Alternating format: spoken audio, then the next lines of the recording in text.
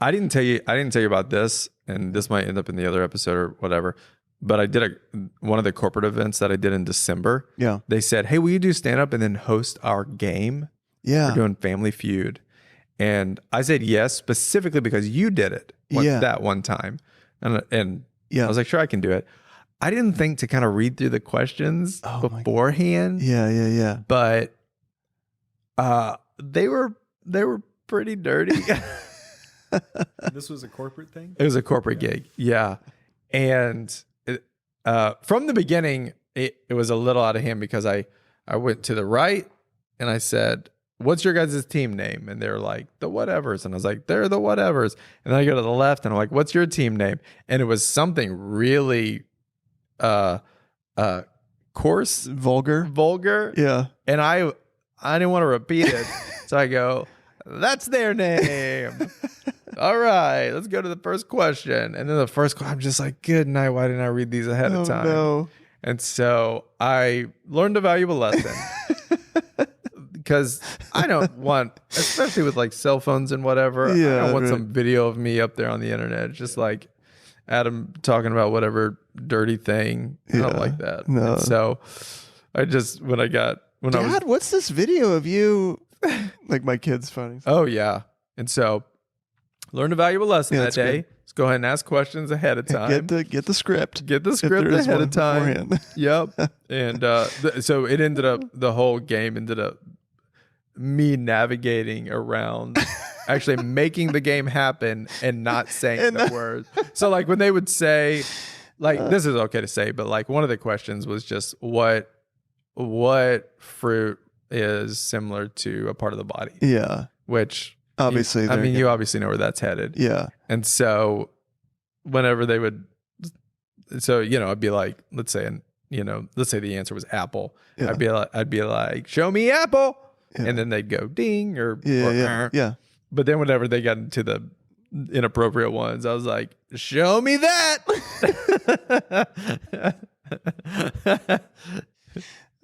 I think that's what some people maybe aren't as sensitive to or aware of like for a boss or for someone who's booking this thing, or it's like, oh, just play the game. It's not a big deal.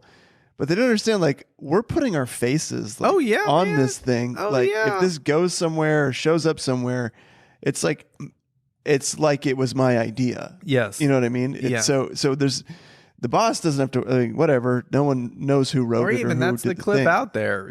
I don't want to be. Yeah, I don't want to be associated with. No. It's hard not to associate with something when it was you. When it was you're the one saying it. Yeah. Yeah.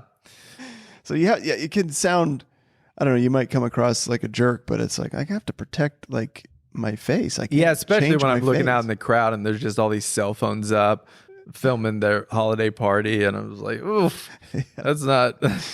Yeah, exactly. Yeah, and listen, a lot of these things that people are saying, they're fine. Yeah, they're fine. I just don't want to.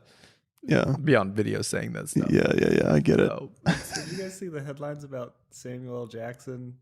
No. On Twitter, and they were like, "Dude, we can see all your likes," and he was that some porn or something was connected to his account. Oh he no! Was liking all this porn.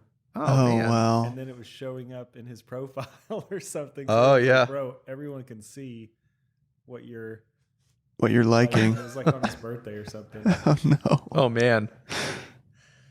Crazy. Everyone defended him. They did, yeah. A lot of people did it. Apparently, I didn't look too far into. I just read like one little article about him. Yeah, that stuff, it lives forever. Yeah.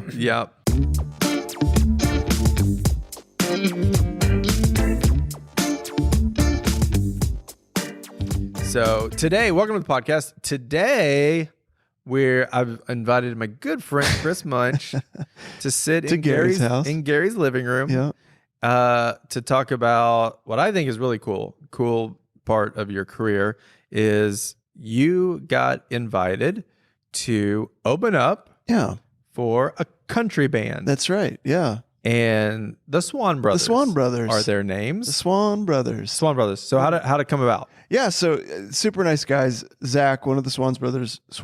We're on a first name basis. Zach, my boy Zach, reached out to me and just what said, up, Zach? He loved the stuff I'm doing online, and he's like, hey, we've had a lot of success, with doing like comedy and stuff before our shows, and just asked if I would want to, open one of their shows. And I'm thinking, I'm thinking awesome. That's so cool. I'm thinking, next year, whatever. Right.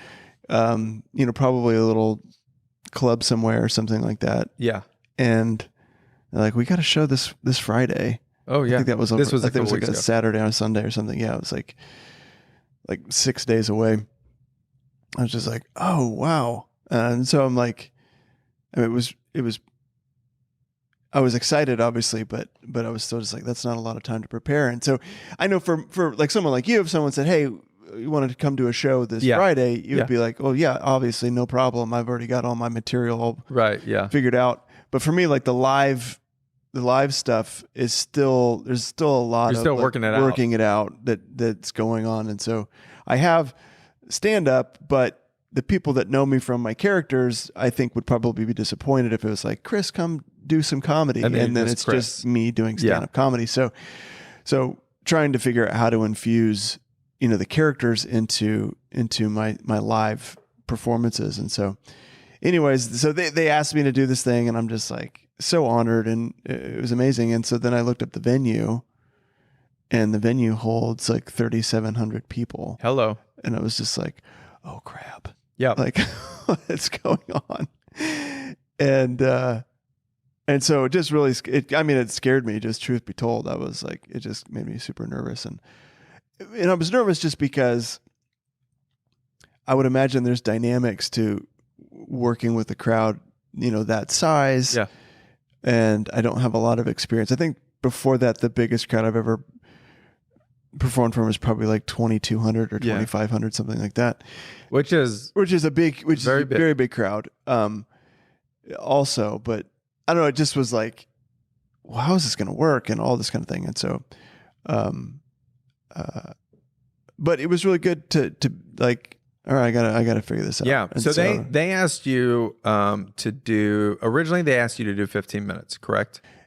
He didn't say. He just said, yeah. And then I think I had asked him, and they said like 20 to 30 minutes would be great. Okay. And I was just like, I thought at the beginning somewhere in there you were like, I can do 15 to 20. Like maybe he said 20 to 30, and then I said 30 is probably a stretch, but I could do 20. That's one thing that I have learned. Yeah. Is people, they think they want longer than they actually want. Sure. Yeah, especially like if you're doing like a church or a court. Like some of these corporate events I just did, they were like, once you do an hour of stand up. Yeah, it's a lot. Unless it is just murdering. Yeah. Adam, we talked about this. We did talk about I'm this. Sorry. Jeez. The terms are the terms. It's a lot. Yeah. Like even when I saw John Mulaney, and it was amazing. Yeah. One of the best stand-up shows I've ever seen. I was at it about an hour and a half, and I was like, I am getting tired. Yeah. And he went for an hour and a half, or is that including his openings? No, I think he went for about an hour and a half. Oh my God. Maybe a little less. Yeah.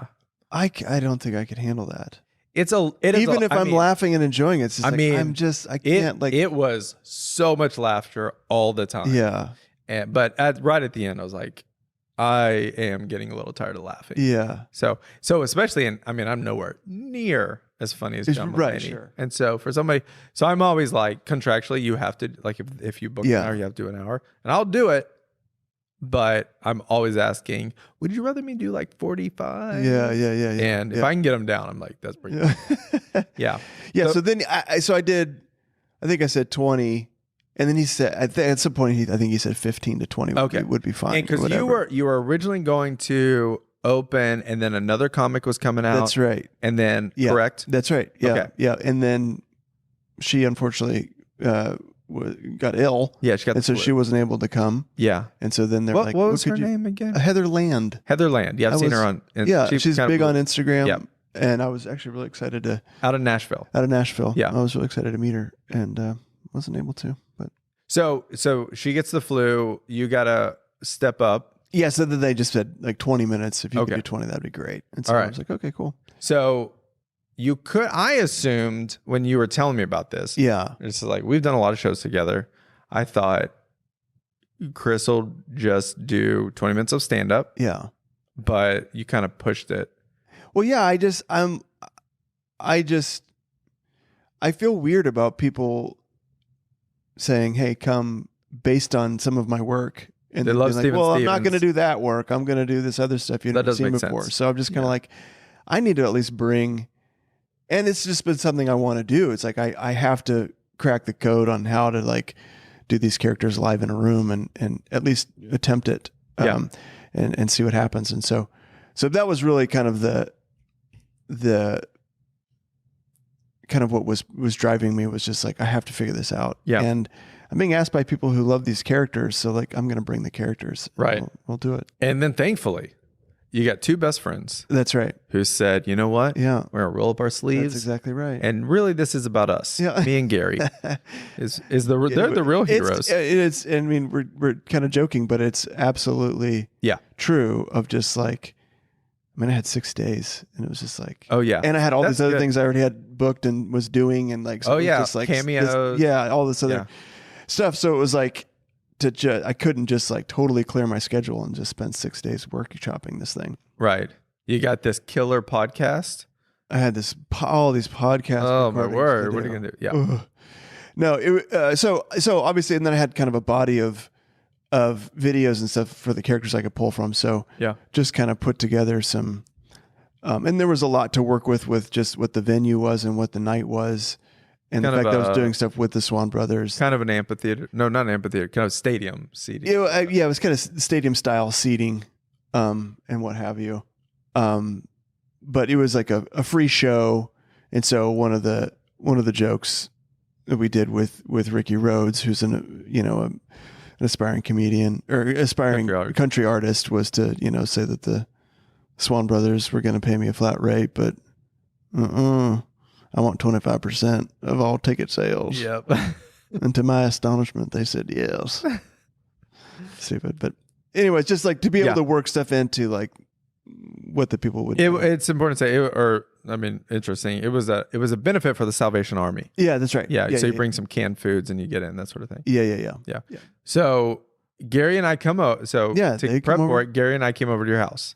That's right. And we just started talking through kind of a format. It reminded me a lot of like when we would do Christmas bits for like a Christmas service at Church on the Move or whatever. It was just like, how do we just make like a fun kind of thing, a fun moment. And so, so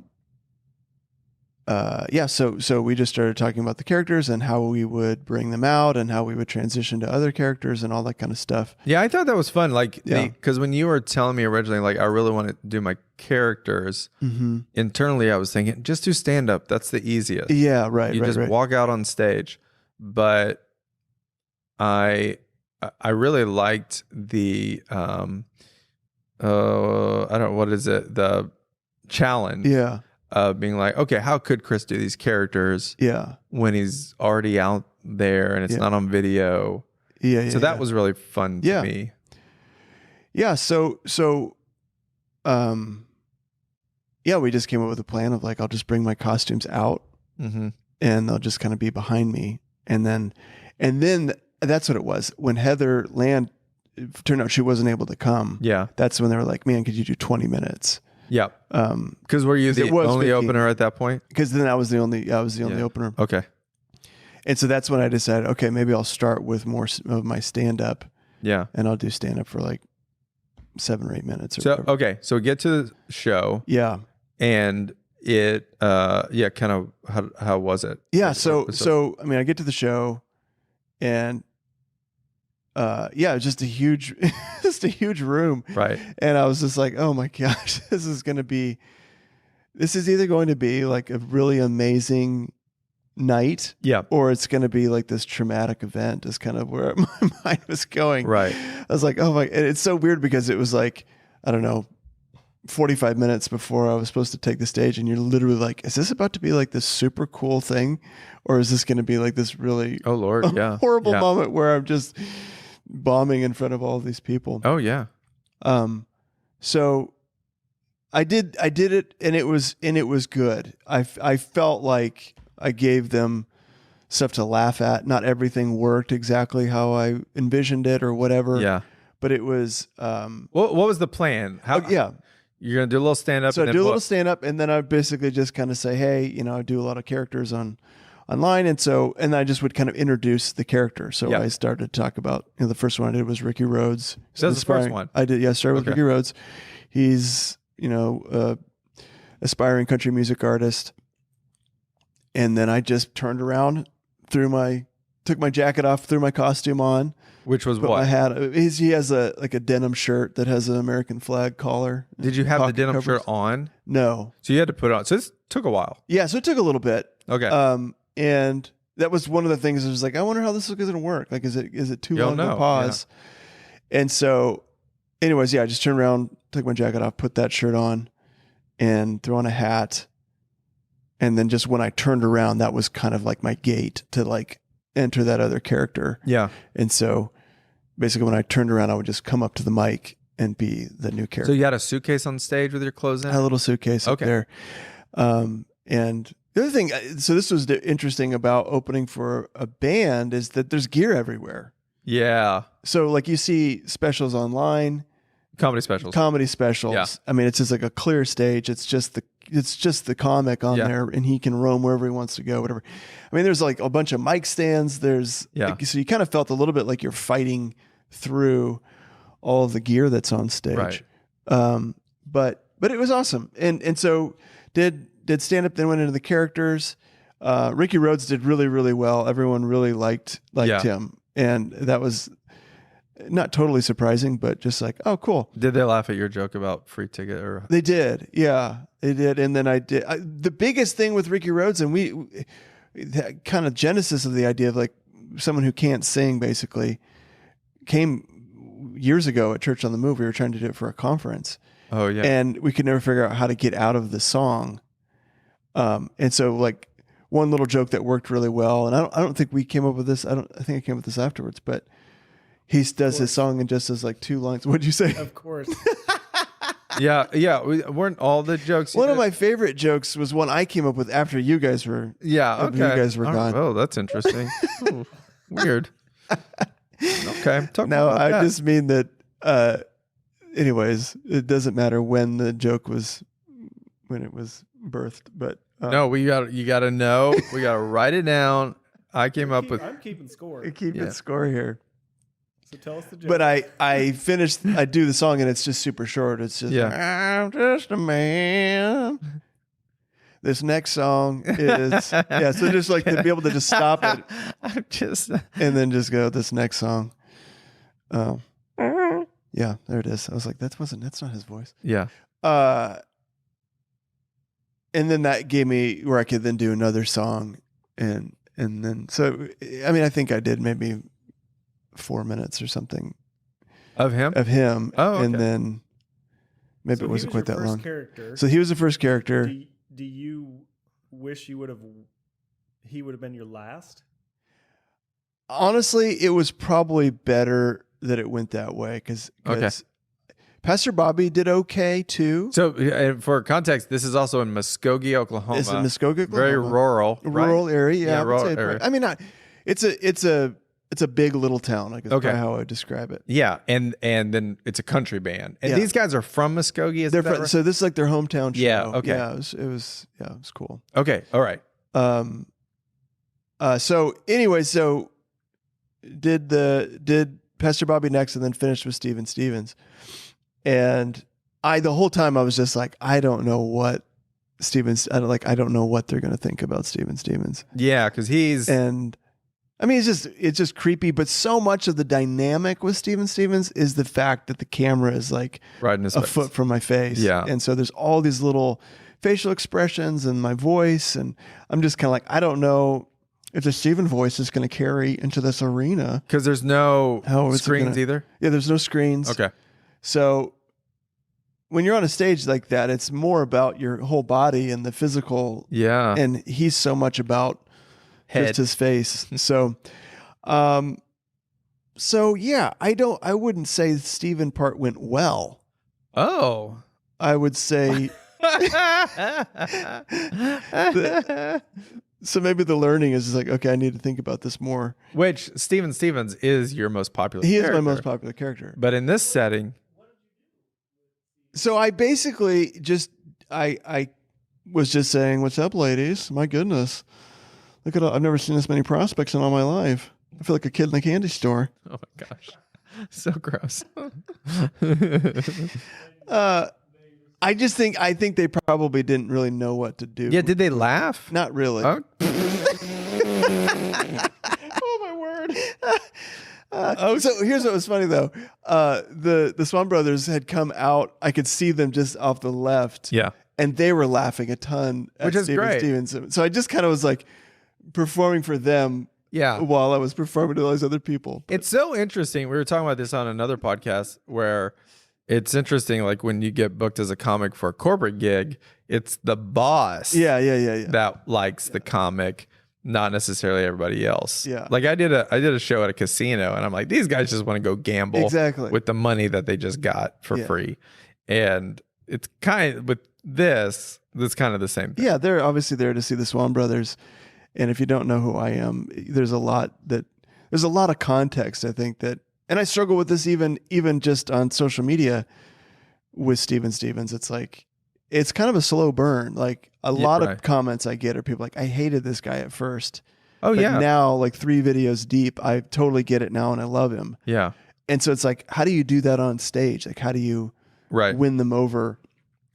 And so I kind of just, with it. Yeah, I mean, honestly, I never felt like when I'm bombing doing stand up, it's always like super uncomfortable. Oh, it's terrible. It's awful.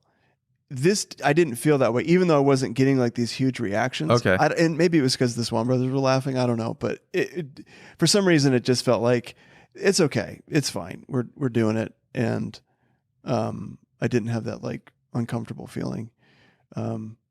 And so, yeah, so the learnings to me were just like, I think setting up the characters is really important. Right. Yeah. In between, I think I should show like videos and then have video segues into the character so I can change my clothes. If you were performing this in a church, that would work really well because that's like very like in line with like what a lot of churches do as far as like a video back to you. That's yeah. Because I'm just kind of like I go to a mic. And that's what I do. Yeah, right. Yeah. And I for me, like the costumes are really important. Yeah. And so I hated not being able to like Pastor Bobby, I didn't get to wear like my huge khaki pants. And, right. You know, my tennis shoes and like, so it just feels like I have like half the costume on. Which for me as an actor, I just feel like I'm naked in some ways of just like, I'm not like, I can't fully embody this guy until it's like, I'm all there. But yeah. Okay. How did you get out of Ricky Road into Steven? So Ricky Rhodes, I just sang another song. It was a little bit longer. And that was really fun because I was able to kind of improvise a little bit of stuff. Just the crowd was reacting well to it. Yeah. And so you're probably like, this is going good. Yeah. I was like, oh, this is great. Yeah. Like, and my stand up was, I feel like fine. It was getting chuckles and it wasn't like blowing people away, but I felt good about my performance. Which even if you're killing as a stand-up, if you're first, there is a reason that there are openers, right? Because you have to warm up the crowd, totally. And in your case, literally, because it was freezing outside. And the heat didn't work in the building. Oh my word! That's the thing about stand-up, man, or comedy. Like there are so many things that can go wrong so easily. When I filmed my special, very fragile. When I filmed my last special, just in the middle of the show, a cook, because it's in a ballroom that's connected to a cafe. One of the cooks came out and turned the air on, in our room. Oh, crazy! And so just like suddenly the air conditioner just, and it's just like. We didn't plan for that. Yeah. So you didn't plan for the heat not to be working. Yeah. So it was, but you asked me how did I get out of? Yeah, how'd you get out of Ricky Road? So out of Ricky Road, actually, he was the easiest to get out of because I just said thank you, Muskogee.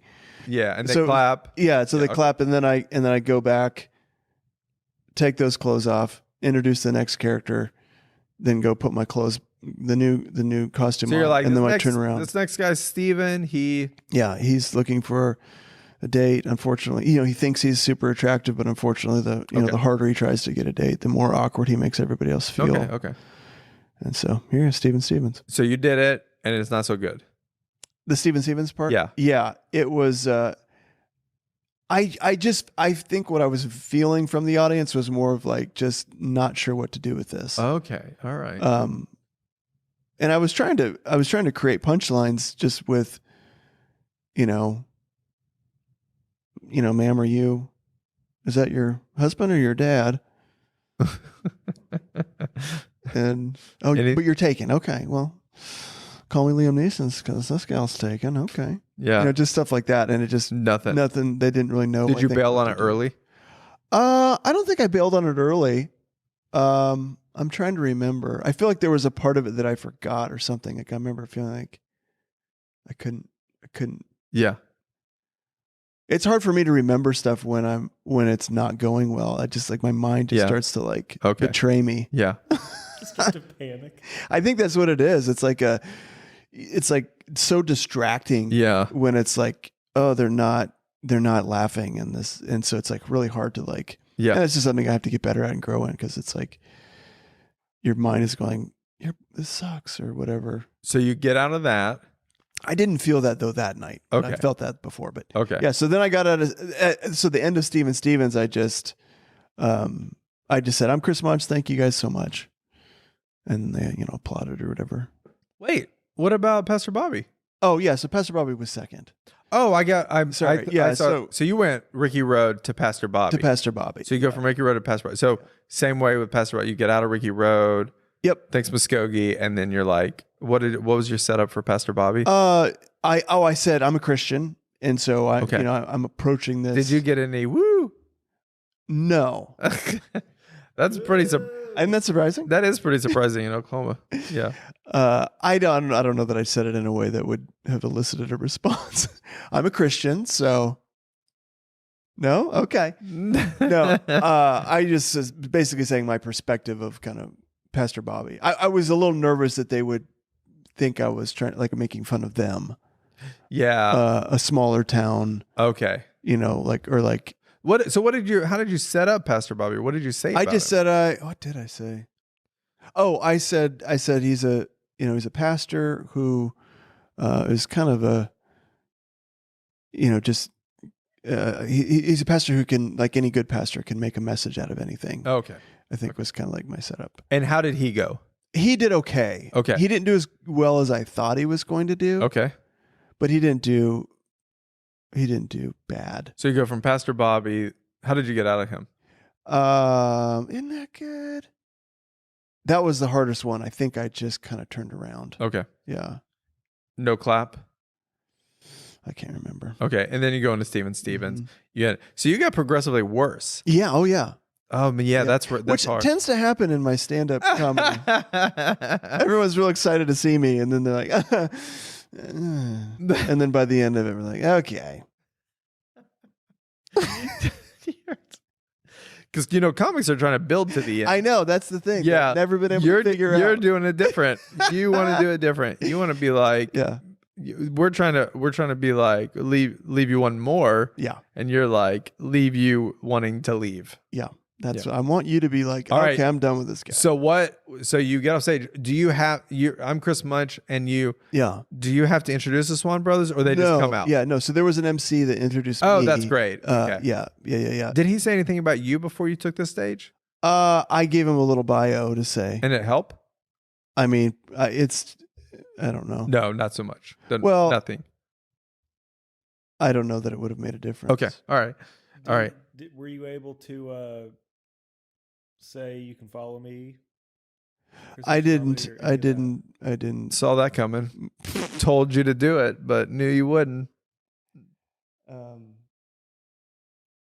Yeah, I don't remember why I didn't do it. Because you were probably thinking, because you're thinking about the show. Yeah, I get it. Yeah. So what is your big takeaway from it? So first of all, so glad I did it.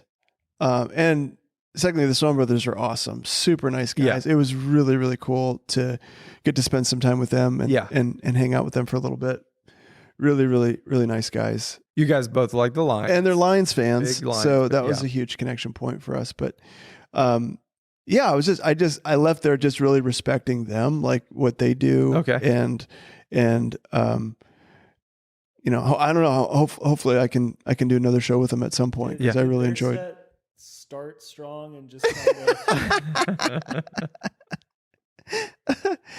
of. No. They got better as the night wore on. It's interesting. I should talk to them about that. How do you do that? It'd be amazing if you came back here like, you know what's interesting? They do it different. They like to end big. I like to just come out, give them a good punch right at the beginning, and then just let them kind of get disappointed as the night goes on from there. Oh my! I asked you if you would have. Yeah. Do you wish you? Oh no! Here's why I say that, because if I had started with Steven, I don't know that I would have gotten the response. It's possible.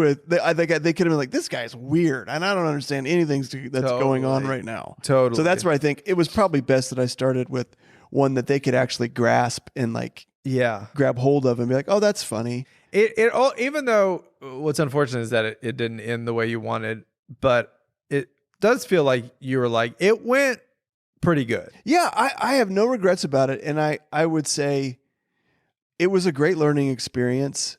And I see things I could do better next time with transitions and all of that.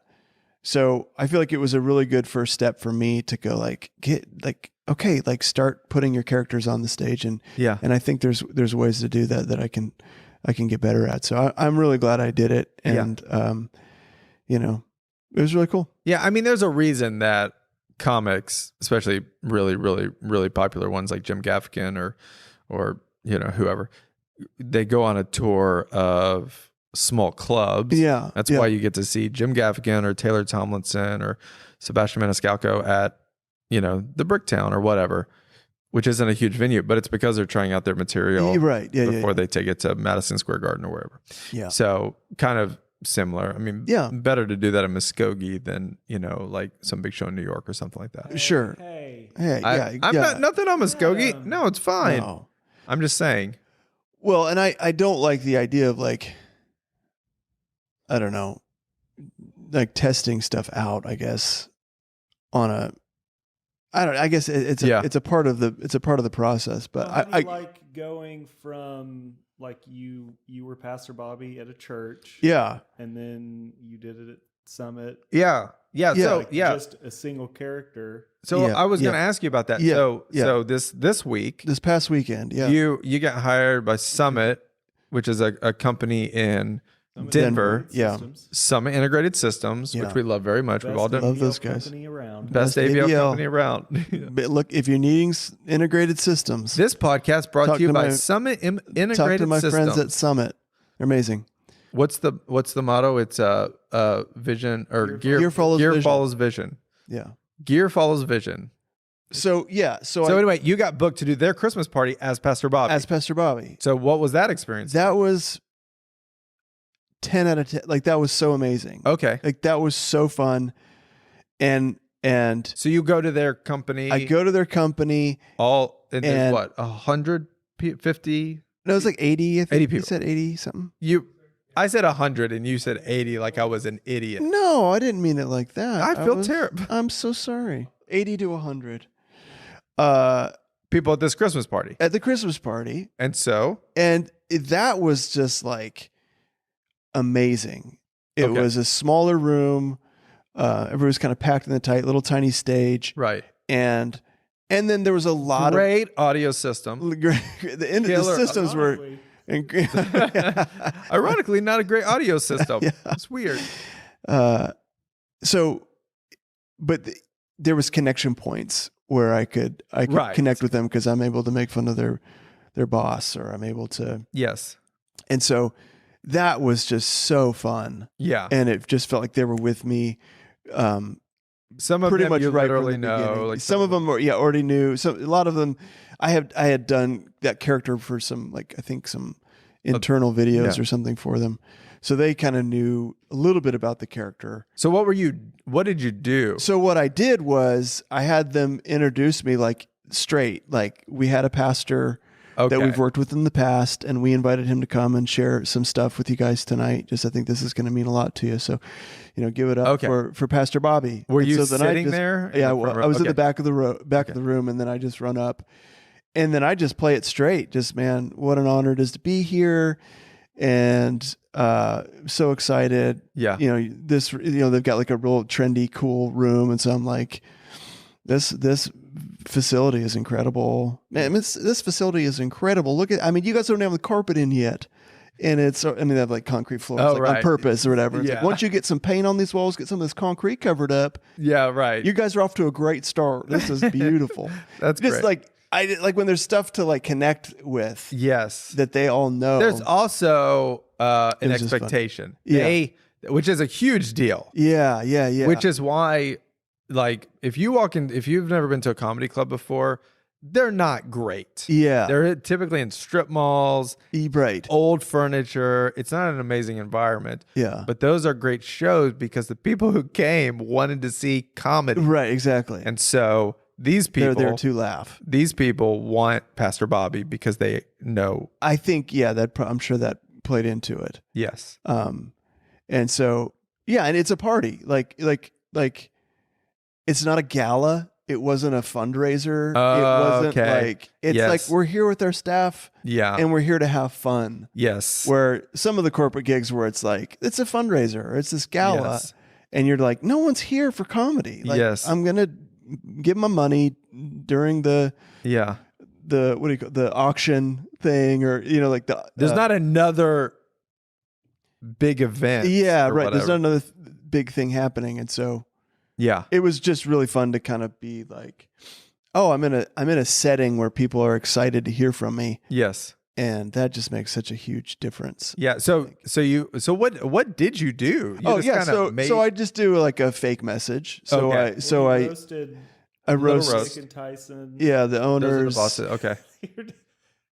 What did you say about Nick? How dolled up he was? I just said it, being the peacock you are. Yeah. Just let those feathers fly. Was he just like? He always looks really really good, and always has really cool clothes and. Your joke about the Summit, the lack of creativity coming up with the name. Oh yeah, because they're called Summit Integrated Systems, and I was just saying, you're in Colorado, so right. What else? So Summit, I get the connection. But lack of creativity and your name aside, what I want to say, dude, just a little stab. A little lazy creativity, but aside from that, what I want to say is. And so it's just like, as a character, you can just say stuff that would probably be rude. Oh yeah.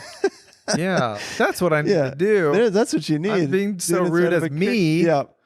Maybe if I add a layer to it. Adam, get you a puppet. Give myself a puppet up there. That's what ventriloquists do. That's it. You can say stuff as the puppet, and it's like the puppet's being rude. You are teaching me. Ooh. Thank you.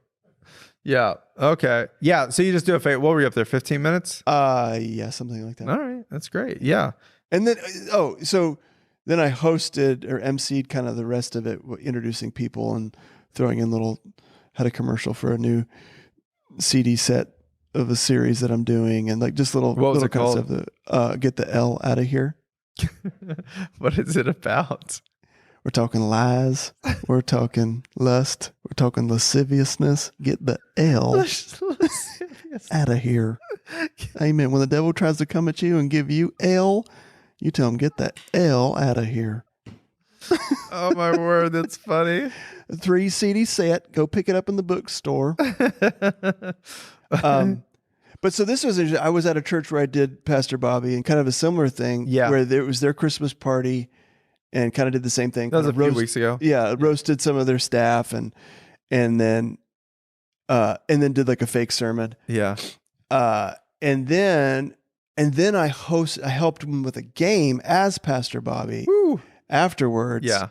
And that was a learning for me because I probably would go, okay, if I ever get asked to do that again, I would say, I'll host it as myself, but I'm not going to do it as a character. It was just hard? It was just hard because where like just everyday banter, you could make funny. Yeah. But like I was working with their pastor, who he was great. But he would just ask me questions and I was always like, not sure. Are you asking me as Chris? Or are you asking my character? Ooh, yeah. And so like, because I think he asked me about like my family or something like that. Yeah. And it was kind of like, do you want me to answer like real, like, so anyways, it was interesting. It was a little, that kind of stuff was like, I actually, and Lisa told me, my wife afterwards said, was like, I think you could have been funnier if you weren't in character. Yeah. It would have been easier to just have fun. Yeah. And so, yeah, that was a learning, but I don't know if that's interesting at all. But. No, I think it's interesting. Yeah. A lot of this is, you do get a lot of, we do get a lot of people are just like, hey, we do stand up. And then will you also, you do this thing? And it's easy in the moment, especially when they're booking you or it's a potential booking, to be like, yeah, sure. You got to take a minute. Oh, sure. To be like, let me think about that. How that would work. And well, I think the difference too in even our careers, like with stand up, is a little bit more of like a structured. I mean, it's more of like a legitimate art form, and there's clubs that are stand up clubs, right? But like a character coming and doing something, or it's unique. It's a little more unique, I think. And so for me, it's still trying to figure out how does what I do play inside the box of what people are used to experiencing. But the thing you got like, while it might be a little easier and faster for me to book a gig, what you've got, my market's just saturated. Sure. I mean, if you're on TikTok, it's just like so many stand-ups. Yeah. So easy to make a video, but you have far more views and followers than I do because you stand out. There's the more uniqueness to what I do. Yeah, and it's harder for me to sell. Like I've never sold merch before of Adam Bush. Yeah. Well, yeah, my Chris Munch comedy merch, no one cares about, which I knew. Right. But it's the Steven Stevens stuff that everybody wants. And that's something I noticed too, just even on TikTok, was most people that do what I do, they're not actually creating characters. They're just creating situations. Oh, yeah. And so it's like, there's the banner at the top that kind of gives you context for the situation. And then there's the acting out of that situation. Right. But there's not another level of like, that person is a real person. Yes.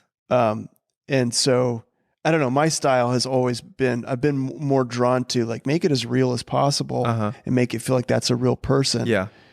And then I think that hurts me a little bit though, because sometimes it's harder to get into that.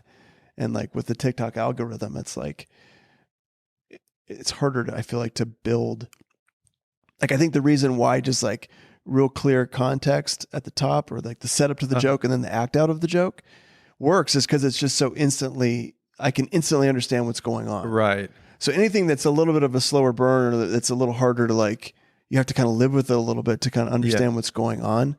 I feel like I'm at a disadvantage or maybe I should say it more like it's a different problem to solve. It is a different problem. In terms of like, how do I let people into this world? Yeah. And I think that's why of my videos on Instagram and TikTok, the ones that have done the best have been my stories. Yeah. So because I do think that's something that is different about me. You're a really good storyteller too. That's nice. Thank you. There aren't as many.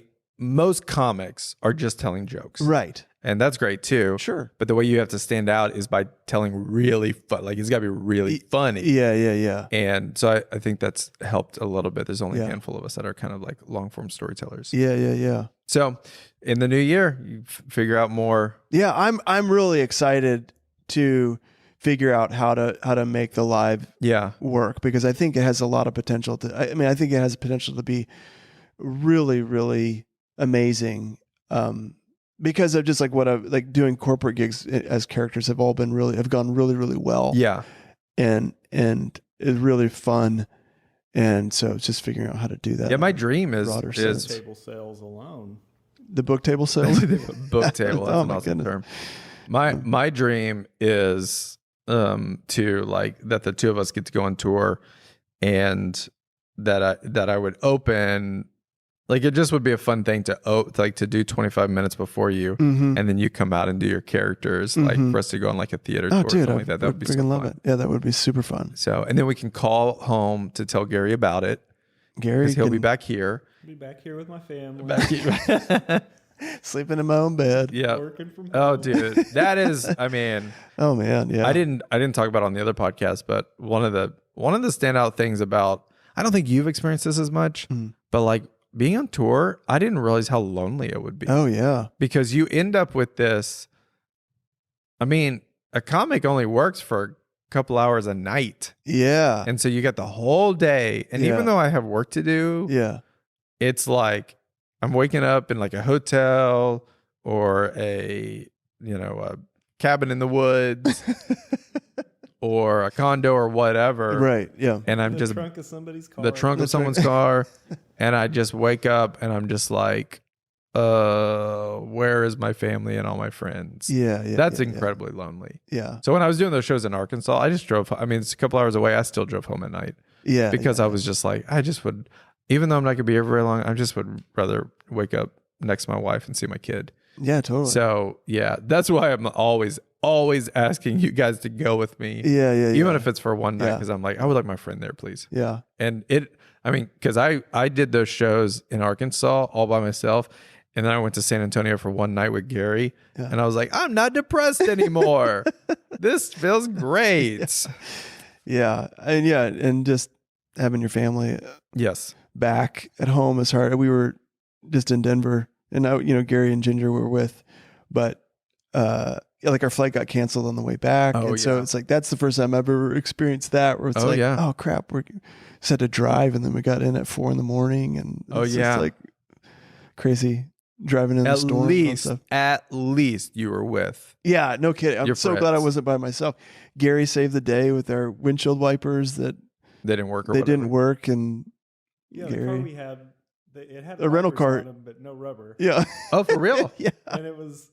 Did you have to go to the store and buy? Yeah. No, I drove like I had driven for 4 hours or something, and it was Chris's turn to take over. Yeah. And that's right before the storm started. Windy for my part, where my hands were tired. Yeah. Oh, really? It was just crazy amount. I mean, semis were like tipped over. Oh yeah, we saw a bunch of semis. For clarity, this is when you guys were coming back from Colorado from this summit gig you did as Pastor Bobby. Your flight got canceled. Our flight got canceled. Yeah. And it was going to be like 3 days later before or 2 days. We would have to be there we were supposed to leave on a Wednesday night, and it would have been Friday. Okay. By the time we to fly back, so it's like, I can't do that. So we just drove. We had a shoot planned that day. We canceled it. And started driving. Oh, really? Yeah. Back. Yeah. And So that's Anyways, that's I mean. But the travel is a huge part of. Oh, it's a huge part of. The difficulty of doing this kind of stuff. And it's amazing. Like a younger me, really, like if I'm in the air, I would go on trips by myself. Yeah. Just because I loved experiencing things, but. Now I'm like, I've seen the Dallas airport. Yeah. We're good. Even like if you get this amazing experience or whatever, like if you're by yourself, you're just kind of like, I don't care about this. Yeah. So, all right. So you guys are driving back from Denver to Tulsa, which is like a 9-hour drive, 10-hour drive? 10-hour drive. Should be a 10-hour drive. Should be a 10 hours. Yeah. So you get a rental car. Yeah. And we're driving. Gary does the first leg, and I mean the wind is just insane. And we saw like big rigs that had tipped over, like completely tipped over. Seriously, like laying across the highway, like blocking. Is it snowing too? I don't think. Yet. Yeah, it just started, but blowing snow that had already fallen, so it was just like they're tipped over from the wind. Yeah. Whoa. And then as we got into Kansas, I think I took over driving. Yeah, and it's about like 10 degrees out. And it just the temperature just dropped crazy. Wait, why does that matter if you're inside? The what? Well, you're saying it's just really cold. There's sleet. But then then it started like we got into like some precipitation. Yeah, okay. And I couldn't keep the windshield from being frozen. Like I couldn't see anything. It would just like immediately freeze up on the windshield.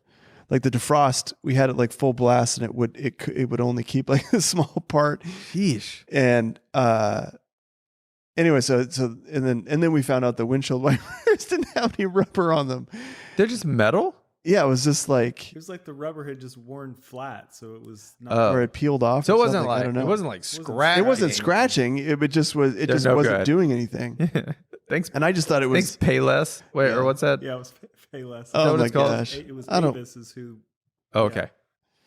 Yeah. So anyways, and then we just stopped at this truck stop, and Gary, I don't know, I forget what we were buying, but we were trying to find some like de-icer. Yeah. To spray to put in the the wiper fluid stuff. Oh, okay. Okay. And they happened to have windshield wipers. Yeah. As well. So you bought those two? So we got one of them fit. Unfortunately, it was the driver's side wiper that we could replace. Yes, And then we got 2 gallons of the de-icer. Yeah. And you dumped it into the windshield wiper fluid. Yeah. Yeah. We stopped several times to we had to recharge. Fill it. You had to get out in the cold. Oh yeah, dude, it was blowing so hard. It was insane. Oh my goodness. It's like 4 degrees, and that's one of those kinds of drives where like you have to really focus. Oh dude, yeah. Like my neck is still jacked up from like seriously being like hunched over trying to look underneath the ice. Yeah. It was but I bring all that up to just say thank God I wasn't by myself like trying to make that trip home. Yeah, that wouldn't have been fun. I don't know that I don't know what it would like been. See on Friday, I don't know what I'm going to do. Well, I guess you kind of were into it already. Look, we were in it. We're like, it's probably going to get worse. Like to stop and get a hotel. We're like, well, then what are we going to do tomorrow? Yeah, and even before we left, we were like, there's nothing on the radar. The radar didn't show anything. Like, even while we were driving, there was nothing on the radar. It was because weird. Most of all the stuff was just being blown. It is amazing. I did not realize this before I became a comic. There is so much time spent traveling and dealing with like weird situations like this. Like even on my first tour, I remember the night before I was supposed to fly out to Indianapolis, my flight got canceled. Oh yeah. And you just have to, I guess now I have to drive there. And so I have to leave at 5 a.m. Yeah. And my friend Andrew Welch, who listens to this podcast, hey Andrew, he used to play in the band Disciple, and he in Thousand Foot Crutch, and he said we would just drive somewhere to perform for 15 minutes. Oh yeah, so you're only doing 15 minutes of the thing you love. Yeah, right. Yeah, and that's like comedy is a lot of this. I relate to that too. That is one thing I've thought about that a lot. That is one thing that is different about us. Yeah. Is I don't love the like driving to Indianapolis and performing for 20 minutes. I mean, there's a lot of doing and being away from the family, and that is a lot. And so stringing them together is better. Yes, for me. Yes, but I don't love like the video and posting side of it. Yeah. I like being on stage in front of an audience. 100% agree. Yes. Like I don't, that stuff stresses me out. Right. Yeah. And it is more fun to do live performing. 100% agreed. Oh, right. Well, I'm saying. You do like performing live better. I do, but it's just way less efficient. And I think where I'm at right now, right. I'm going like, that's what I'm saying. I still want to figure out how to do the live thing because I ultimately think that's where I'm headed and I want to do that more. Right. But it also was hard to justify. I'm going to go for 2 days and perform for 10 minutes. That's hard. For 300 people when I could probably shoot 3 or 4 videos. Yeah, that's true. And I guess that's true, but yeah. And that is another thing. I did remember thinking about opening for Kevin Nealon. It was an amazing experience and the crowds were great. Yeah. But I only did 20 minutes. Yeah. So it is like, thankfully I get to do it 5 times. Yeah. But if it had just been a one-off, it'd be like. How much did it vary over the 5 times? Did it stay pretty much the same? But your set?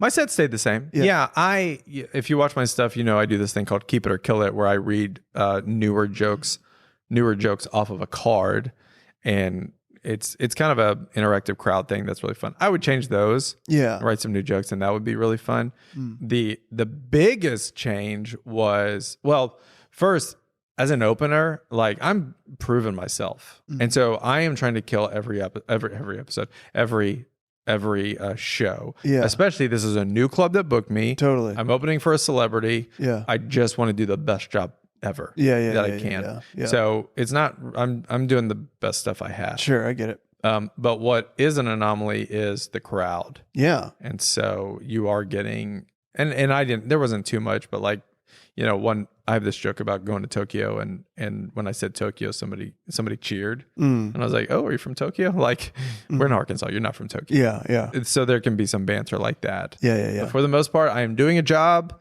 I need to warm them up for 20 minutes, and then I'm getting off stage, and then Kevin's going to take the stage after that. Yeah, amazing. So when you were opening for Kevin, was the audience the same every night in terms of all the jokes hit the same?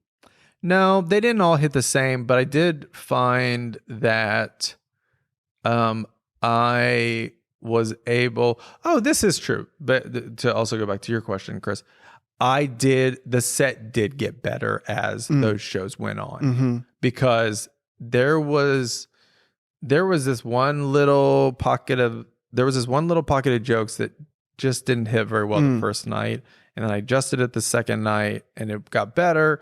But then the third show and then the fourth, like I did start to get better. Yeah. And the fourth and fifth show were the best ones. They're the best. And that happened as the tour went on too. Yeah, it's awesome. My very last night of the tour, I not only did it go great, but I was really thankful because there was another club booker there that got to see my set. Oh, that's great. So that'll lead to something else.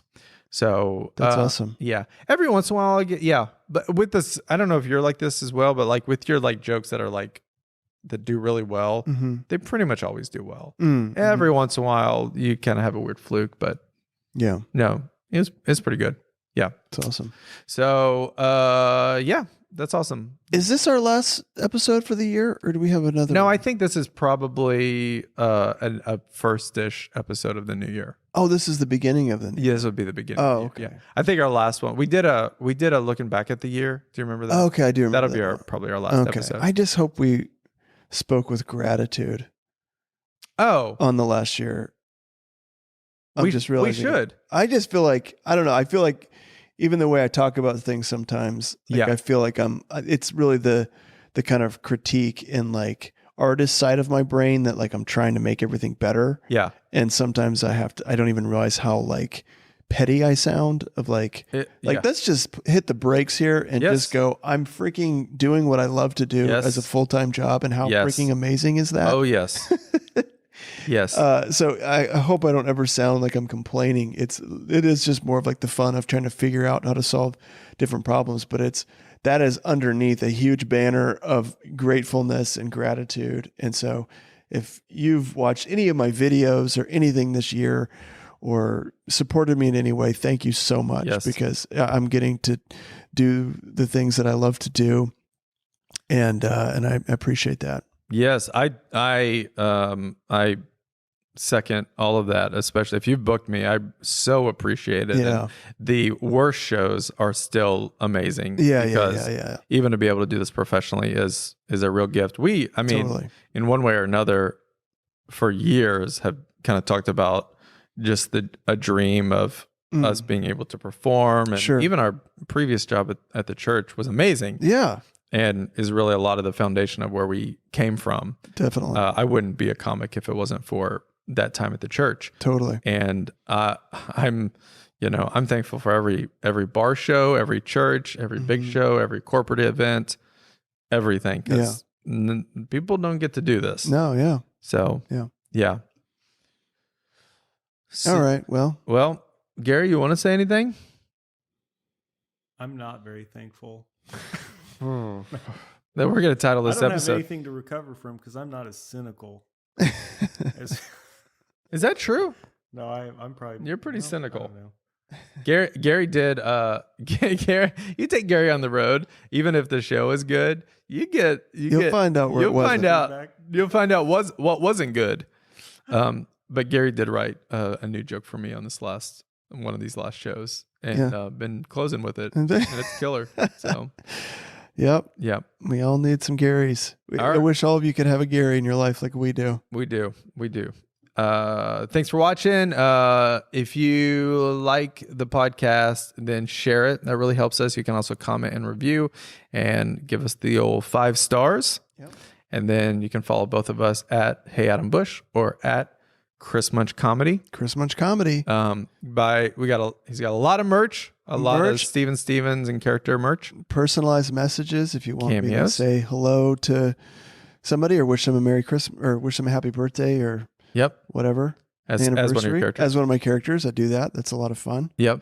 All right. And I'm hoping to book more stuff this year. Yes. Do a lot more live I'm also stuff. hoping that you book more stuff and take me on that stuff. Yeah, it would be great. Yes. It would be so much fun. So, anyways, chicken butt. Love you all. You did it.